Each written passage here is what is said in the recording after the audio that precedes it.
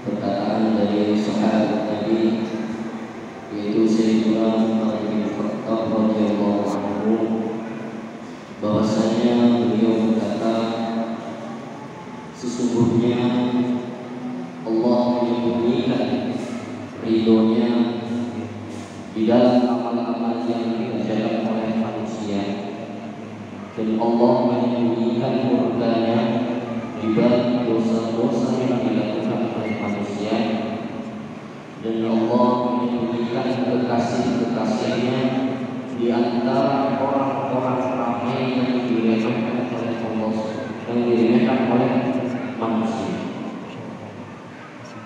Masya Allah, maka kita tidak boleh meremehkan tiga hal tersebut. Yang pertama, sesungguhnya Allah menyembunyikan ridhonya di dalam amal-amal yang dikerjakan oleh manusia. Amal-amal yang kemudian mendatangkan keridhaan dari Allah Subhanahu wa Ta'ala bukanlah besar atau kecilnya suatu amalan, bukanlah dahsyat atau dianggap remehnya suatu amalan, akan tetapi amalan yang akan kita bawa nanti ketika kita akan menghadap kepada Allah Subhanahu wa Ta'ala adalah amal yang mendapatkan dari keridhaan Allah Subhanahu wa Ta'ala. Suatu amal yang begitu besar dan begitu dahsyat, seumpama tidak mendapatkan keridhaan dari Allah, maka tidak ada gunanya. Jadi keridhaan suatu amal itu adalah asal amalan. Suatu amalan yang dilandasi keikhlasan hanya karena Allah Subhanahu wa Ta'ala, yang kemudian sesuai dari tuntunan Allah dan Rasulullah Sallallahu Alaihi Wasallam.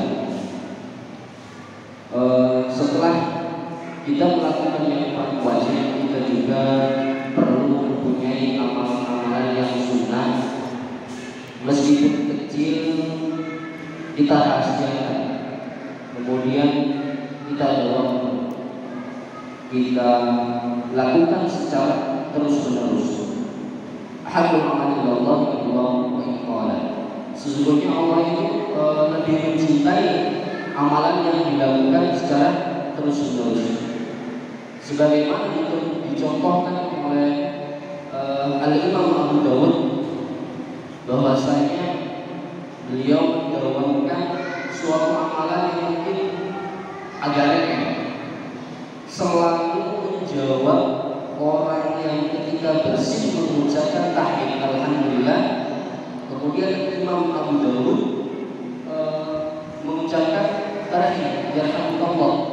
Dikisahkan Al-Imam Abu Dawud itu dimimpikan oleh orang-orang bahwasanya Imam Abu Dawud itu membeli surga dengan satu dirham. Hanya karena apa? Ketika beliau naik perahu, di tepian ada orang bersih kemudian mengucapkan tahmid, dan belum ada yang mengucapkan tahmid. Dari situlah Imam Abu Dawud dimimpikan oleh orang-orang yang ada di kapal mendapatkan surga hanya dengan satu dirham. Kemudian yang kedua, sesungguhnya Allah itu menyembunyikan murkanya di balik dosa-dosa yang dilakukan oleh manusia. Bukan masalah besar atau kecilnya suatu dosa. Kata Buddha bahwasanya seberapa besar atau besarnya zat yang kita durhakai, bisa jadi ketika Allah Subhanahu wa Ta'ala memberikan cobaan begitu besar dosa, akan tetapi dengan dosa tersebut bisa membuat orang tersebut kemudian bertaubat, kemudian kembali kepada jalan yang benar.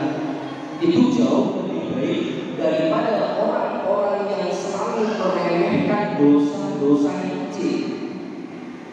Karena bahaya kita meremehkan dosa-dosa kecil, bisa jadi itu mendatangkan kemurkaan dari Allah Subhanahu wa Ta'ala. Kemudian yang ketiga, sesungguhnya Allah itu menyembunyikan kekasih-kekasihnya di antara orang-orang ramai yang diremehkan oleh manusia. Oleh sebab itu kita tidak boleh meremehkan bisa jadi akhirul akhir, orang yang bertakwa itu tersembunyi. Oleh sebab itu Allah Subhanahu wa taala menyuruh kita untuk tidak mengukur kemuliaan seseorang itu hanya dengan dari wajahnya, kemudian mengukur kemuliaan dari hartanya, dari jabatannya atau titelnya. Akan tetapi kata Allah, inna akramakum indallahi atqakum. Sesungguhnya kemuliaan di sisi Allah itu adalah orang yang paling bertakwa. Makanya takwa itu tidak ditampakkan di wajah-wajah manusia. Mungkin kalau ditampakkan kita akan tahu mana yang paling bertakwa di antara kita dan mana yang paling tidak bertakwa di antara kita. Kesimpulan dari Imam Asy-Syafi'i bahwasanya teruslah kita bertakwa kepada Allah Subhanahu wa taala dan bertawadhu. Apa itu bertawadhu? Tetaplah rendah hati dan janganlah sombong, dan janganlah memandang seseorang dengan pandangan merendahkan, karena kita tidak tahu bahwasanya orang tersebut lebih bertakwa dari bapak-bapak, ibu-ibu jemaah salat Isya yang terawih yang nanti Allah Subhanahu wa taala. Mudah-mudahan sarana Ramadan kali ini bisa menjadikan kita semua menjadi orang yang lebih bertakwa kepada Allah Subhanahu wa taala.